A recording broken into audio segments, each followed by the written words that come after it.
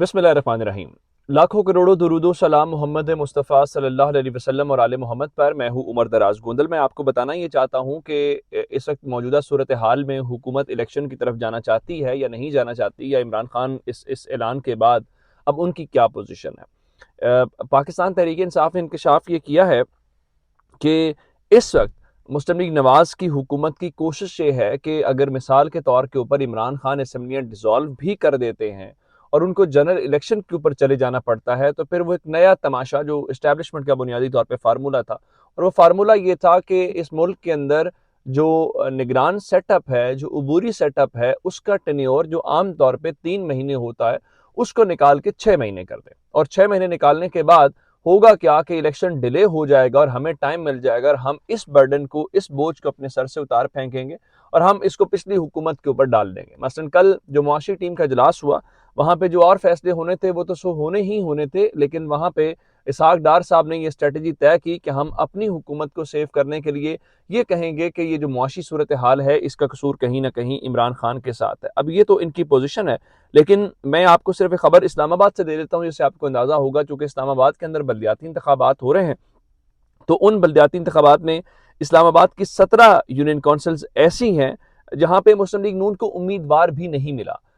मतलब कि कोई कैंडिडेट ही नहीं है या कोई ऐसा शख्स ही नहीं है जिसको वो टिकट दे सकें या कोई उनका टिकट ले सके।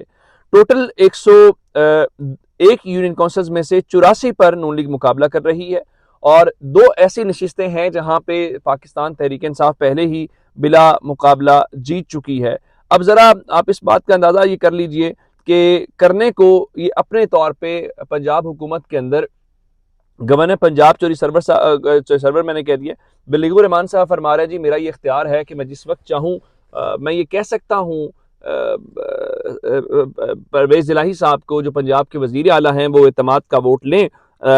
ठीक है जी, एतमाद का वोट लेने का कोई इतना बड़ा मसला नहीं है। अगर गवर्नर पंजाब एतमाद का वोट लेने का कह सकते हैं तो एक सेकंड लगेगा सदर पाकिस्तान को, शहबाज शरीफ को कहते हुए कि आप भी एतमाद का वोट लें, तो जिसका मतलब ये होगा कि ये बात आगे चलेगी नहीं। अब अंदाजा इस बात से करें कि पाकिस्तान में महंगाई की जो शरह बढ़ने की है वो 26.6% है, और पाकिस्तान इस वक्त एशिया का दूसरा महंगा तरीन मुल्क है। आपको पता है पहला कौन सा है? पहला वो है जो डिफॉल्ट कर चुका है, और वो श्रीलंका है। जारी बात है, अगर हम अपने आप को श्रीलंका के साथ करना चाहते हैं तो आपको बहुत मुबारक हो। अब मैं आपको इस हवाले से एक और जो खबर देना चाहता हूं कि आप अंदाजा इस बात से कर लीजिए। मैंने आपको खबर दी थी कि 15 लाख टेक्सटाइल सेक्टर के जो लोग हैं, जो बरसरे रोजगार थे, मुलाजिम थे या काम करने वाले मजदूर थे, वो बेरोजगार हो गए हैं। अब एक बड़ा टेक्सटाइल इंडस्ट्री का मैं आपको एक इंडिकेटर रखना चाहता हूं। जो खबर आई है, कोहिनूर स्पिनिंग मिल है, बड़ी मिल है जो वहां पे इंडस्ट्री के अंदर, यानी एक फैक्ट्री के अंदर कोई 1800 लोग काम करते हैं। इससे आप अंदाजा कर लें कि वो कितनी बड़ी फैक्ट्री है। अब जो सरे फेरिस टेक्सटाइल ग्रुप है कोहिनूर वाले, उन्होंने धागे की पैदावार बंद कर दी है, और अब आपको अंदाजा ये करना है कि पाकिस्तान टेक्सटाइल के एक्सपोर्टर्स में से शामिल था, जो हम यहाँ से भेजते हैं।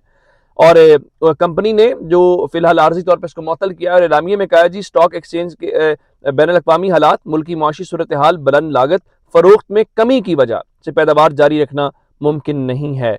कंपनी के मुताबिक आइंदा साल पहली छमाही में हालात बेहतर होने पर पैदावार बहाल करने के ऊपर गौर करेंगे। अब आप अगर अभी भी हुकूमत की प्रेस कॉन्फ्रेंस सुनना चाहते हैं तो आप जरूर प्रेस कॉन्फ्रेंस सुन लीजिए, लेकिन मैं आपको जो खबर एक और दे देता हूं जिससे आपको अंदाजा होगा कि सूरत हाल है क्या।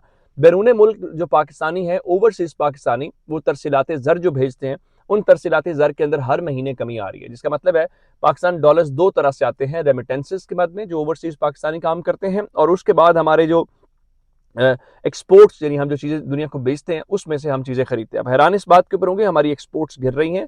लोग काफ़ी ज़्यादा नंबर बता रहे हैं, लेकिन इसहाक डार साहब ने प्रेस कॉन्फ्रेंस में कहा, नहीं जी, नहीं, कोई परेशानी वाली बात नहीं है, सिर्फ 3% गिरी है, यानी 3% गिरना भी उनके लिए प्रॉब्लम नहीं है। अब जो रेमिटेंसेज है, वो जारी बात है, हुकूमत पॉपुलर नहीं है और लोगों को इस हुकूमत के ऊपर एतमाद नहीं है, जिसकी बुनियाद के ऊपर वो तरसीलाती ज़र नहीं भेज रहे। मैं आपको सिर्फ और सिर्फ नवंबर की अगर बात करूं तो 2022 के दौरान 2.1 अरब डॉलर की तरसीलात ज़र रिकॉर्ड की गई हैं, और उसमें मुसलसल कमी हुई है, और महीने की बुनियाद के ऊपर 4.8% पिछले महीने से। और अगर आप इसको नवंबर 2021 जब इमरान खान वजीर आजम थे और नवंबर 2022 जब शहबाज शरीफ वजीर आजम है, उसका अगर आप कंपेरिजन करना चाहते हैं तो 14.3% कमी है अब मुझे ये बताइए कि अब आप इसमें से, इस पूरे सिनेरियो में से कैसे निकलेंगे, आप क्या करेंगे?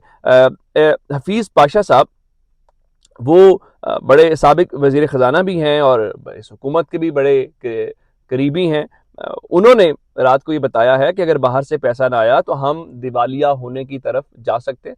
जिसका मतलब ये है कि तमाम जो इकोनॉमिस्ट हैं, तमाम जो मईशत को समझने वाले लोग हैं, वो एक ही बात कर रहे हैं कि देखें, हम उस तरफ जा रहे हैं। हम ये नहीं कह रहे कि हम जाना चाहिए, हम ये भी नहीं कह रहे कि अल्लाह ना करे हम कल डिफ़ॉल्ट कर जाएँ या कर जाएँगे, लेकिन हालात उस पोज़ीशन के ऊपर हैं। फिर बहुत सारे लोग, जैसे डॉक्टर अशफाक का ख़्याल ये है कि ये हो नहीं रहा, ये बड़े प्लान के साथ, बड़ी तरतीब के साथ चीज़ें की जा रही हैं ताकि ये चीज़ें की जाए। अब आप अंदाज़ा इस बात से करें कि सिर्फ इस मामले के ऊपर नहीं है, सिर्फ पाकिस्तान की बात होती, आप मैं और सब बात कर रहे होते तो फिर अलग बात थी। इवन अब जो बाहर बैठे हुए लोग हैं, जिन्होंने यहाँ पे सरमायाकारी करनी है, जिन्होंने यहाँ पे पैसा लगाना है, वो भी मुकम्मल तौर पे तैयार नहीं हैं और वो भी ये कहते हुए नज़र आ रहे हैं कि भाई अपने घर को ठीक करें।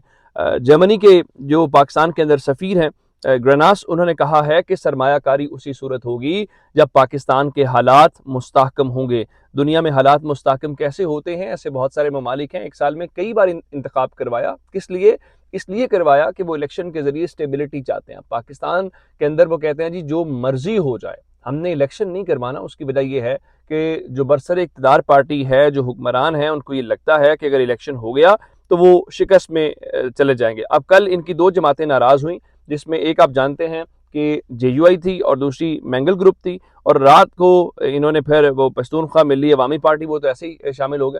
तो उन्होंने रात को वफाकी वज़रा ने, जिसमें मुख्तलिफ या सादिक और आज़म नज़ीर तारड़ थे, इन्होंने इन पार्टियों के साथ मुश्तरका इजलास किया और मुश्तरका इजलास करने के बाद जो अच्छी बात है, सूबे का बढ़ा दिया गया शेयर 25% से बढ़ाकर 35% किया गया है और इस हवाले से तरमीमी बिल लाया जाएगा और पार्लियामेंट के मुश्तरका इजलास के अंदर पेश किया जाएगा। दो वज़रा ने कल बायकॉट किया था, अख्तर मैंगल ने हुकूमत से अलहदगी की बात की थी और अब बताया गया है कि इस सिलसिले में बाकायदा जो तरमीमी बिल है वो दोनों सूरतों में हो जाएगा। अब दूसरी तरफ एक और, अगर इत्तेहादी जमातों का आपने मना लिया है रेकॉर्डिंग के मामले के ऊपर, फिर कहा गया कि ये जो कानून साजी वाला बिल है इसको सिर्फ बलूचिस्तान के रेकॉर्डिंग के माहदे के तहत हम करेंगे।